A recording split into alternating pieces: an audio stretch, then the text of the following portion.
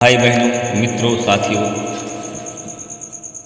आप सबको जय मसीह की। मित्रों, आज भोर के समय मैं आप सब लोगों के सामने फिर उपस्थित हुआ।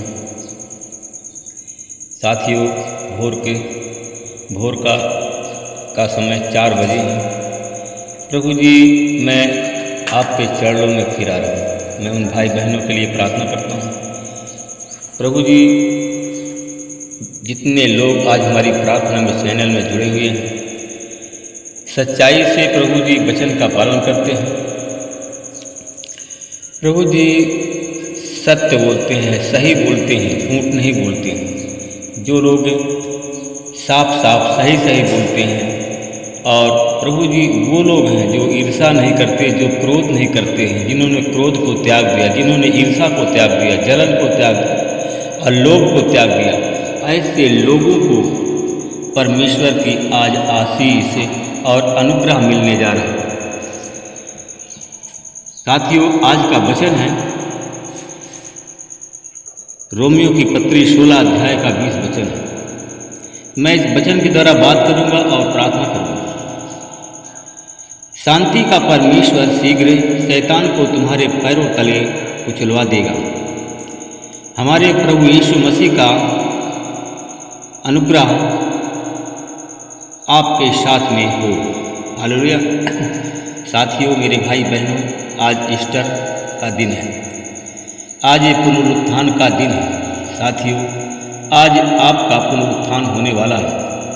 साथियों, आप जो मरे हुए हैं, आप जीवित आज होंगे। परमेश्वर आज आपको जीवन प्रदान करेगा, आपको किस दलदल से बाहर निकालेगा। साथियों, शैतान तुम्हारे आज पैरों तले परमेश्वर करने जा रहा है। शैतान तुम्हारे पैरों तले परमेश्वर ने कर दिया है। हालेलुया।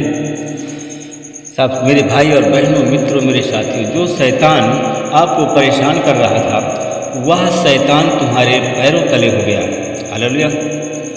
परमेश्वर की कृपा, परमेश्वर की दया आप पर हुई है। हालेलुया।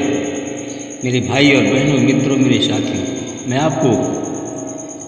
मैं बताना चाहता हूँ रोमियो की किताब 16 अध्याय का। साथियों, रोमियो की किताब 16 अध्याय का हम देखते हैं 18 वचन।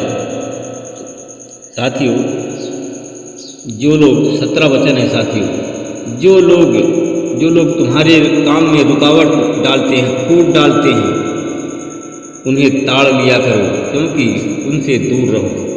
साथियों, मेरे भाई बहनों, मित्रों, मेरे साथियों, जो आपके कामों में रुकावट डालते हैं या किसी नबी पास्टर के कामों में रुकावट डालते हैं, उनसे दूर रहो। उन ईर्ष्यालुओं से दूर रहो, क्योंकि शैतान उनके अंदर समाया हुआ है। हालेलुया। हालेलुया। मेरे भाई और बहनों, मित्रों, मेरे साथियों, मैं आप सब लोगों को बताना चाहता हूँ कि परमेश्वर आप सब लोगों पर अपनी कृपा करने जा रहा है, अपनी दया करने जा रहा है, क्योंकि वो लोग परमेश्वर की दया के पात्र होंगे जो लोग क्रोधी नहीं हैं, जो लोग ईर्ष्यालु नहीं हैं, जिन्होंने क्रोध को त्याग दिया है, जिन्होंने ईर्ष्या करना बंद कर दिया है। और वो लोग हैं जो लोग दूसरे की संपत्ति, दूसरे का धन, दूसरे की खेती बाड़ी, जमीन जायदाद को हड़पना चाहते हैं। ऐसे लोभी लोगों को परमेश्वर की आशीष नहीं मिलेगी। हालेलुया। मेरे भाई और बहनों, मित्रों, मेरे साथियों, आज ईस्टर डे का दिन है, पुनरुत्थान का दिन है। आज परमेश्वर आपका पुनरुत्थान करने जा रहा है। आज आपको मुर्दों में से जीवित परमेश्वर करेगा। हालेलुया। मैं आप लोगों को बताना चाहता हूँ साथियों, क्योंकि सप्ताह के पहले दिन मरियम मगदलीनी बड़े सवेरे, जब अभी अंधेरा ही था, कब्र पर आई और पत्थर को कब्र पे से हटा हुआ देखा।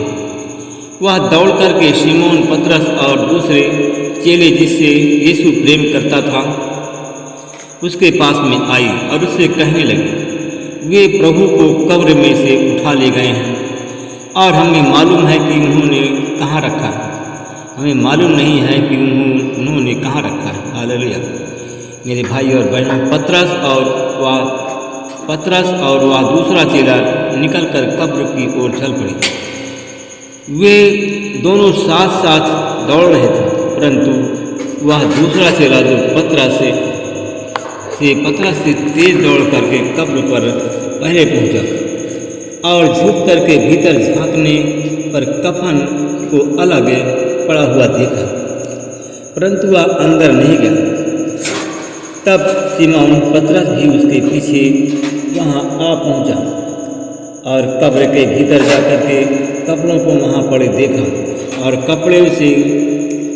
कपड़ों को जिसे यीशु सिर पर लपेटा गया था और वह नहीं वरन अलग जगह पर लिपटा हुआ पड़ा देखा। तब वह कब्र के पर पहुंचा। साथियों, जब दूसरा चेला जब कब्र पर पहुंचा तो भीतर गया।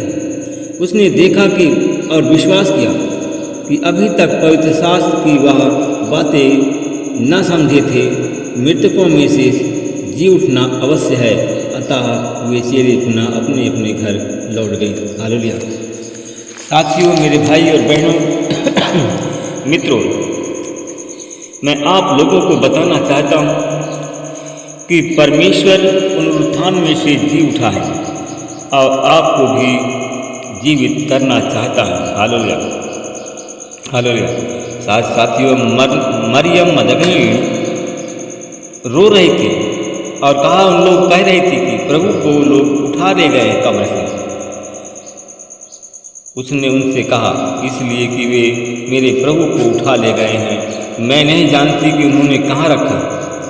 यह कह करके जब वह मुड़ी तो वहाँ पर उन्होंने यीशु को खड़े हुए देखा और वे नहीं पहचाना कि यीशु ही था।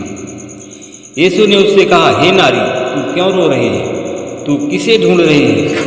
तू उसे माली समझकर उन्होंने कहा कि महोदय, यदि आप उसे कहीं उठा ले गए हैं तो मुझे बताएं कि आपने उसे कहाँ रखा है, मैं उसे ले जाऊंगी।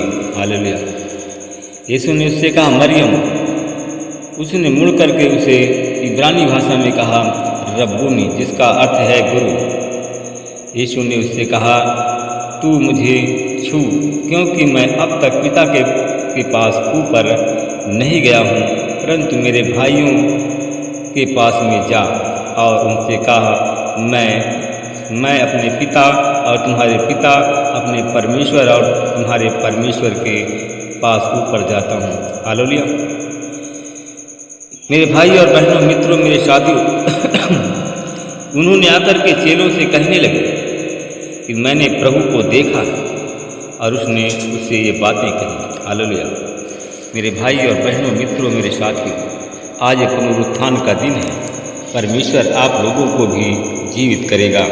जितने मुर्दे हैं आज जी उठेंगे। हालेलुया।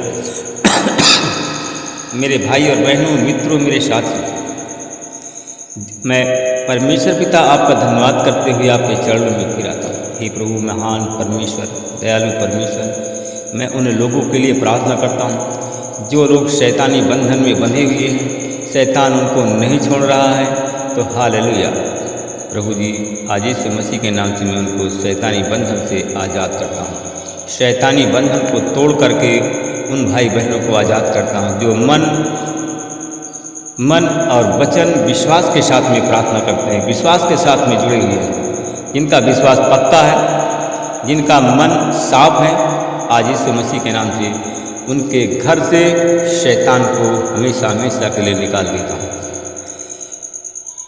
मैं परमेश्वर पिता में आपका धन्यवाद करता हूँ। मैं उन लोगों के लिए प्रार्थना करता हूँ जितने लोग आज इस प्रार्थना को सुनते हैं, बीमार हैं, अस्पताल में भर्ती हैं, किसी भी प्रकार की बीमारी है, जिन लोगों ने प्रभु जी तेरे वचन का पालन किया और विश्वास किया, आज यीशु मसीह के नाम से उनकी सारी बीमारी यीशु के क्रूस पर दे रहा हूँ।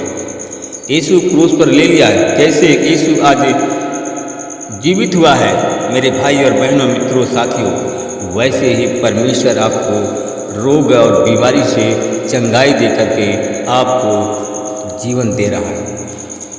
मैं परमेश्वर पिता आपका धन्यवाद करता हूँ। मैं अपने उन भाई बहनों के लिए प्रार्थना करता हूँ जो लोग प्रभु जी, जितने हमारे भाई बहन आज निसंतान हैं, संतान चाहते थे, हमारी प्रार्थना में जुड़े हुए इस प्रार्थना को सुनते हैं।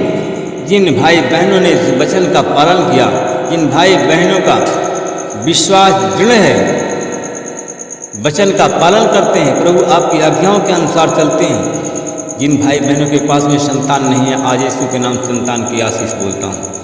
साथियों, संतान आपको मिल गई। जितने लोगों ने सुना इस वचन को, उनको संतान मिल गई। मैं धन्यवाद करता हूँ परमेश्वर पिता। मैं अपने उन भाई बहनों के लिए प्रार्थना करता हूँ जो लोग सरकारी नौकरी, सरकारी जॉब की आशा करते हैं परमेश्वर पिता। हालेलुया। मैं देखता हूँ साथियों, जिनको आज परमेश्वर पुनरुत्थान के दिन सरकारी नौकरी देने जा रहा है। मैं देखता हूँ कि